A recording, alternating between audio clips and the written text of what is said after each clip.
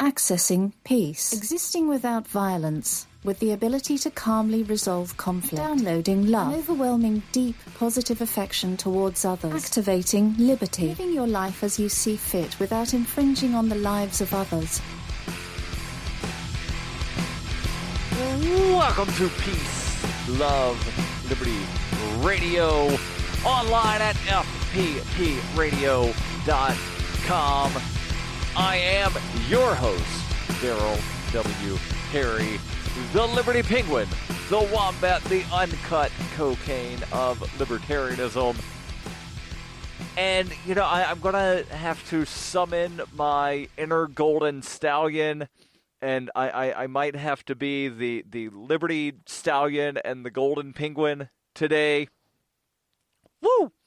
Only because, again, this is the Ask Me Anything, and the only reason that I say that I'm going to have to summon that inner golden stallion and be the Liberty Stallion and the Golden Penguin today is I've actually got some tech questions. Not tech so much as, you know, like I've got an AMD 426 processor, and I want to, you know, make that compatible with a DGI 1472 SH something. I don't even know.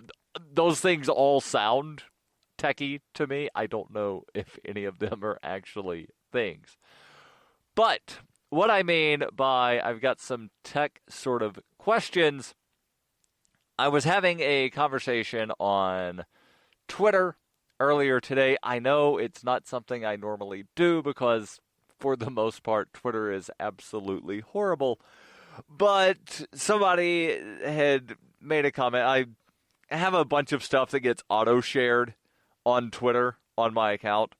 And one of the articles, I don't even remember what the article was, but there was a question about, so does this mean I shouldn't buy any Bitcoin? And that's not necessarily what I would say. I would say diversify.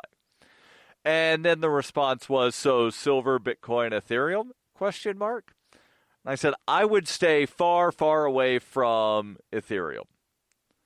And so the question was, can you explain? And I said, not in 140 characters, I can't. I'll answer it on the Ask Me Anything. So that's where we're going to begin, of why doesn't Darryl like Ethereum? And there are several reasons, and these are all kind of intertwined a bit. And the first part has to do with Ethereum as a thing. And what do I mean, Ethereum as a thing? Whereas when I talk about Bitcoin or Dash or some of the other virtual currencies, I will talk about them as being virtual currencies. But Ethereum is more of a platform than a currency. Yes, Ethereum has a currency, but Ethereum is not the currency. Brian Sovereign, and I mentioned the Golden Stallion earlier. That's obviously a reference to Brian Sovereign, the Golden Stallion of the tech world. And he has a very good analogy about what Bitcoin and other virtual currencies are trying to be. Now, with the US dollar, you know, you've got, and I'm assuming here that the vast majority, and it's not really much of an assumption because I've looked at the statistics, the vast majority of my listeners are in the United States. So change US dollar to Canadian dollar, euro, whatever your local currency is, if you're listening outside of the US. But with, you know, most online payment systems, or even credit cards and debit cards, you have the currency, you've got the US dollar that is issued by one entity. You've got the United States Federal Reserve. And yes, I know it's no more federal than Federal Express, but that is neither here nor there. The real problem is legal tender laws forcing people to use the currency, has nothing to do with it's a private entity. I don't want the U.S. government controlling the currency either. But I digress and continue with the analogy. You have a central entity issuing the currency. And then you have a bunch of different entities, your local bank, your local credit union, PayPal, your credit card company, whomever, that is handling the transmission of payments. Or maybe you're one of those, crazy people that still uses cash. You've got that in your wallet, in your, pocketbook, whatever, and you distribute that. Well, what Bitcoin and most other virtual currencies are trying to do, and I'm very glad that Brian Sovereign came up with this analogy, is they're trying to be the payment processor and the currency. So Bitcoin, there's the Bitcoin network that handles all of the payments, and there's the Bitcoin that are the payments. So they are two things in one. With Ethereum, they're trying to be a bunch of other things. They're not just trying to be PayPal. They're also trying to be WordPress. And what do I mean by that? Because I'm assuming that you're familiar with WordPress or Drupal, either way. But those are platforms that you can build on top of. WordPress is extremely customizable, to where it's so customizable that there could be thousands of websites all running WordPress, and they would all look completely different. And to an untrained eye, you would have no clue that all of those websites were running the same back end. And that's what I mean when I say that Ethereum is kind of like WordPress. To where WordPress does not have its own currency. Yes, I know Ethereum has a currency called Ether. And you need the Ether in order for the things to run on the Ethereum platform. But it's not necessarily just the currency. The currency on the Ethereum platform really has a lot of speculative value because of the WordPress aspect. I'll continue. Stay tuned. This is Peace, Love, Liberty Radio.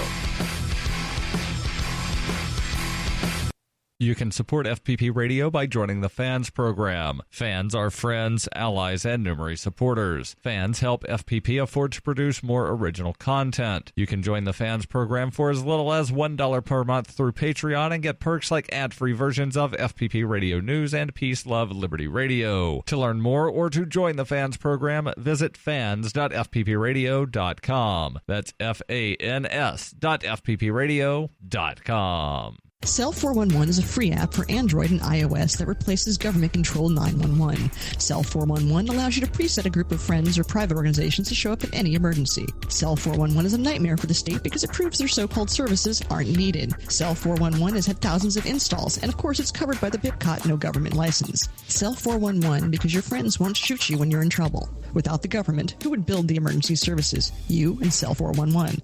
Get it today at getcell411.com. That's getcell411.com. You're listening to Peace, Love, Liberty Radio, online at fppradio.com. Welcome back to Peace, Love, Liberty Radio, online at fppradio.com. I am your host. Today, I am the Liberty Stallion and the Golden Penguin. Normally, I'm the Liberty Penguin. But today, only because I'm summoning my inner Brian Sovereign to answer some questions about cryptocurrencies. Specifically, question number one is, Darryl, why don't you like Ethereum? And I'm being a little long-winded, not intentionally, but, I've just got a lot of problems, and I'm trying to explain them in words that hopefully make sense of why I'm not a fan of Ethereum. So, again, The big difference between Ethereum and, say, something like Bitcoin or Dash or Zcash is that Ethereum is trying to be much more than just the currency. They're trying to be that platform that you can build a bunch of things on. One of those things is smart contracts. The creator of Ethereum has said that he wants people to run smart contracts on his platform. And I'm not a fan of smart contracts. I think smart contracts, much like zero tolerance, wind up removing any semblance of intelligence at all. What do I mean by that? Well, let's just say that I call you up and say, hey, I'm in a bind and I need to borrow $40 until payday. And we agree, all right, Darryl gets to borrow $40 until payday. And let's say payday happens, and I had agreed, I'll meet you at 5 o'clock at Dunkin' Donuts. Well, 4:59 rolls around, and I call you up, hey, I'm on the way, but the road is closed because of some accident. I've got to take a detour. I'm going to be late. Reasonable person says, yep, that's fine. Get here when you get here. Smart contract says, nope. You said you would pay at 5 o'clock. It's 5 o'clock. Now you did not pay, and now the smart contract gets enforced by the blockchain. And it's something that Brian Sovereign refers to as the tyranny of the code, and he discussed that at length in an episode of Sovereign Tech. I will post the link to that in the show notes. So smart contracts, not a fan of. There was the DAO, the Decentralized Autonomous Organization, that was one of those first sort of things built on the Ethereum platform. Had a lot of hopes. There was an initial coin offering or token sale, and then somebody went in and, hey, there's this loophole in the code that allows me to do this thing. And so he did the thing, or she, and a bunch of money wound up being taken. And then there was the split, to where the coders behind Ethereum said, yeah, we don't like that somebody took advantage of a loophole in our thing here, so we're just going to undo this and say that it never happened. Well, I'm sorry, but I was told that the entire point of having a blockchain is so that you can't go and undo history, that things happen, that, yes, this happened, and here's the record that it happened. But what the Ethereum coders and programmers decided was, yeah, we didn't like that thing happened, so we're going to undo that thing. Now, luckily, there was a group of people, developers, that said, yeah, you know what, we're not a fan of you saying that didn't happen, because it most certainly did happen. We didn't want it to happen, but it happened. And so then they split off, and now there's Ethereum and Ethereum Classic. Now, as far as Ethereum Classic, I don't think they're trying to wind up being, this all things to all people sort of thing that Ethereum is trying to do. But again, it's just one more reason that I want nothing to do with Ethereum. And the final point on why Darryl doesn't like Ethereum is that the creator, or one of the creators, said that he wanted people to put their identities on the blockchain. Tie your identity to the blockchain. It will forever be there. Well, no. Like, I'm trying to get rid of as many forms of documentation as possible. I don't want more of them. Like, you often hear, maybe you don't, but I do, because, I'm a political junkie. I hear people talk about, undocumented immigrants and undocumented this, undocumented that. How do I become undocumented? Like, how do I just hand in the little piece of plastic that says that I'm allowed to drive on a road, hand that in so that, there's no records of me in your system somewhere. I can just drive and leave people alone. I don't want to be included in your blockchain permanently of this is who I am. And another thing, when Bitcoin came out, one of the selling points was that it was a way to where you could wind up having some level of anonymity online when sending payments. You can't have a level of anonymity online sending payments if your identity is connected to all of those payments. And again, that's something that, if you're a control freak, then go for it. Put your identity online and whatever, but I don't want anything to do with it. And at this point, because Ethereum is voluntary, I'm not going to have anything to do with Ethereum. Those are the reasons I don't like Ethereum. Next question. Also in the tech sphere, the same person that asked me to explain why I didn't like Ethereum says, have you signed up yet on Steemit? And I said, no, I'll also talk about that. And this is not the first time I've ever talked about Steemit. There was an episode of Free Talk Live almost a year ago.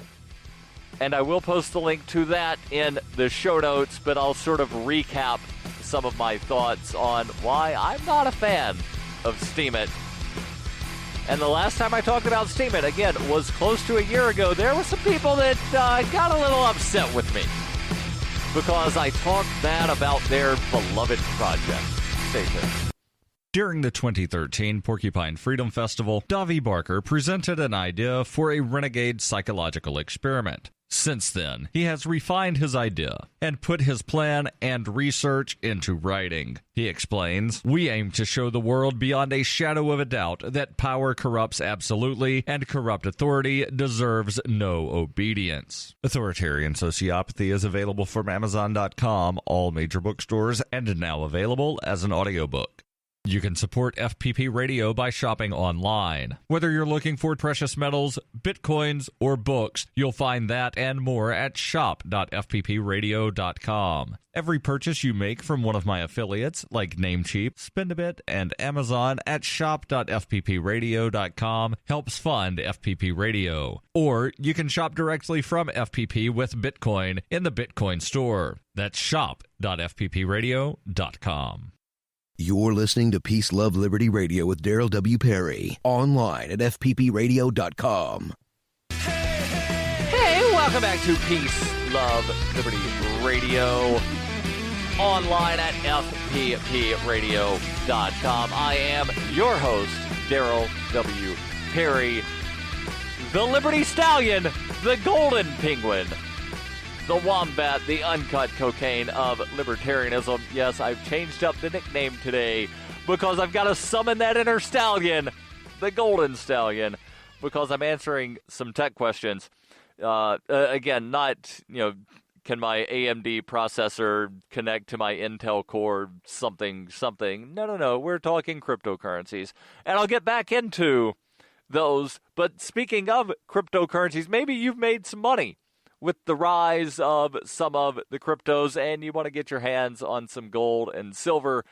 Well, there's a lovely group of people down in the panhandle of Florida that can help you with that. And they are crypto preferred. I'm talking about Roberts and Roberts Brokerage. For nearly 40 years. Probably over 40. I'm not sure when in 1977 they got started, but they got started back in 1977. Again, Roberts and Roberts Brokerage. They're a trusted source for buying and selling precious metals. So let's say you've got some silver you want to get rid of. Call Roberts and Roberts Brokerage. You want to get your hands on some gold or some silver. Call Roberts and Roberts Brokerage.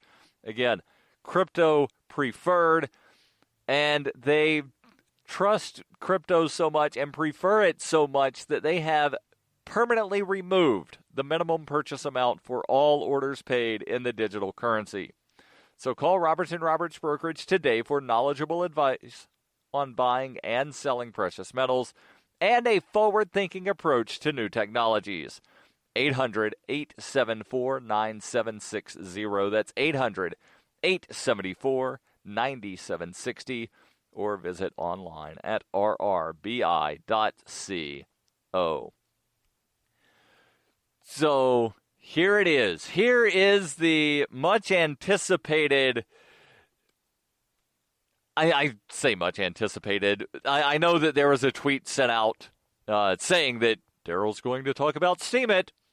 And again, the last time I talked about Steemit, people weren't happy with me.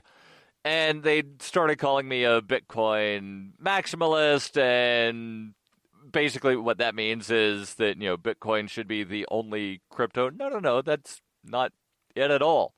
If you actually look at the show notes for this show, you will see that in addition to a Bitcoin address, I also have a Dash address. And I need to get a Zcash address added on there, but I don't have that added yet. So, no, I'm not one of these people that thinks Bitcoin should be the only crypto. I just think that if you're going to have a cryptocurrency, then, it should actually do what it says it's going to do. And speaking of things not necessarily doing what they say they're going to do, let's look at Steemit. And specifically, let's look at the white paper for Steemit. Page 3 of the Steemit white paper says, quote, the Steem community provides the following services to its members. All right, so here's what Steem is claiming they're providing. A source of curated news and commentary. All right, they do that. They have, something that is basically a social networking site where you can post stuff and you can vote things up, vote things down, leave comments. So, we're good on number 1. Number 2, a means to get high-quality answers to personalized questions. Yeah, questionable. There might be somebody that provides a high-quality answer to something on there. Number 3 is the one that really sort of, raises my eyebrow a little bit. A stable cryptocurrency pegged to the U.S. dollar. Now, why in the world would you create a cryptocurrency and then peg it to the U.S. dollar?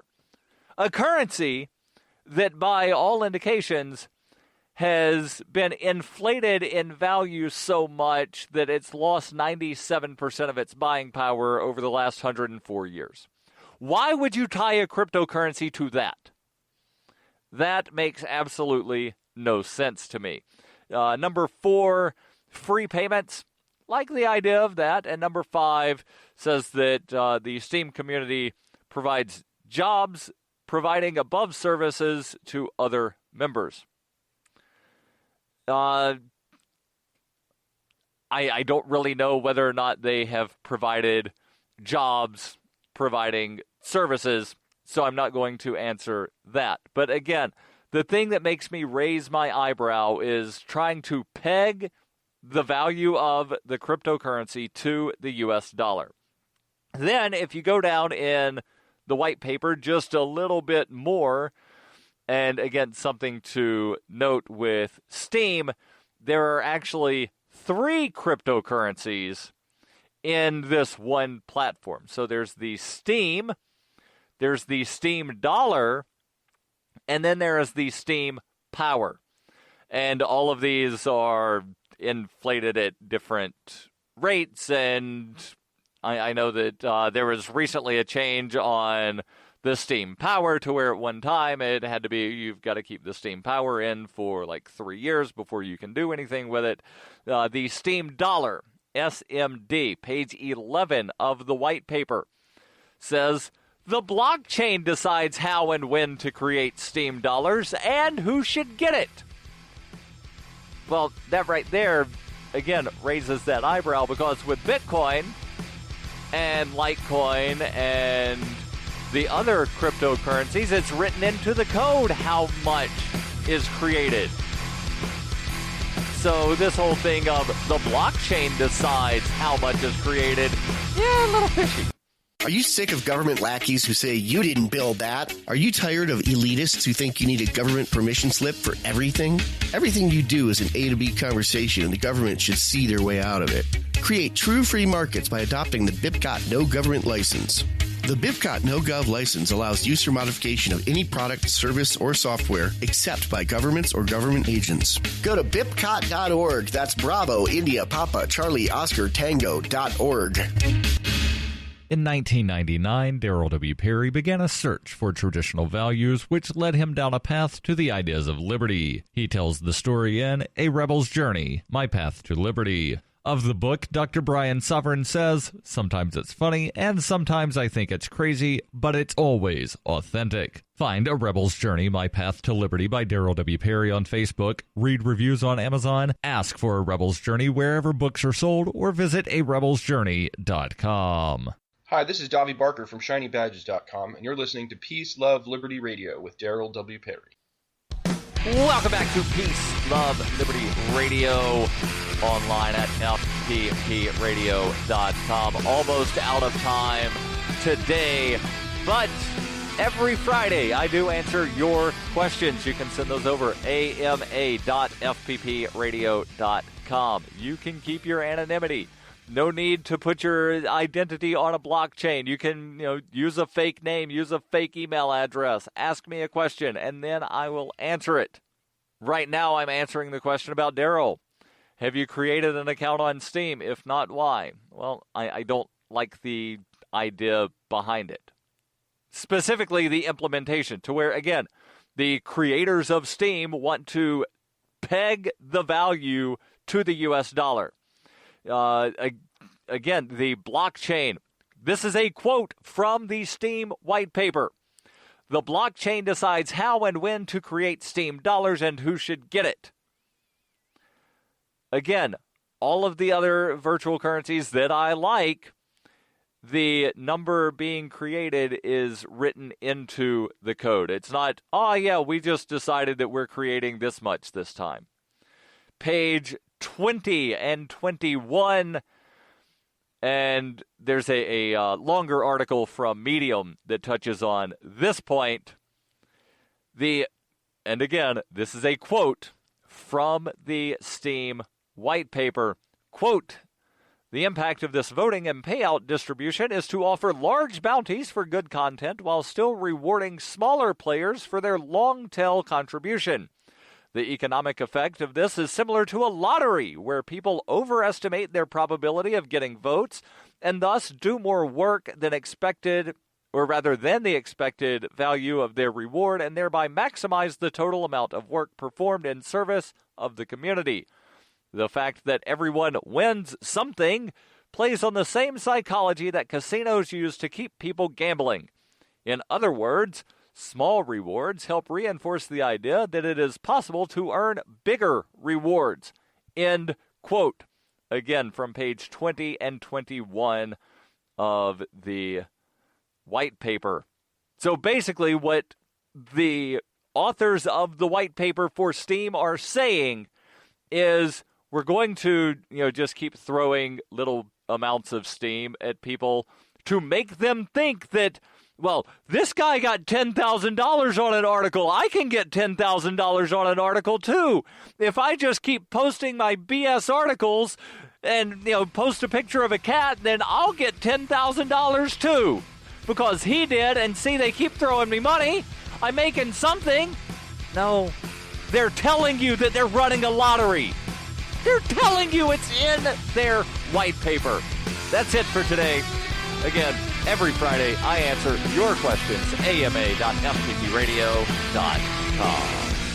The podcasts of FPP Radio are licensed under Copy Heart. We believe that copying is a form of flattery and do not abide by the copyright laws. Those laws serve to restrict the flow of ideas which no one can really own. Copying is an act of love. Love is not subject to law. If you enjoy the show, consider joining the Fans program and get perks like ad-free versions of Peace, Love, Liberty Radio and FPP Radio News, and also get a copy of the monthly newspaper FPP News. To learn more or to join the Fans program, visit fans.fppradio.com.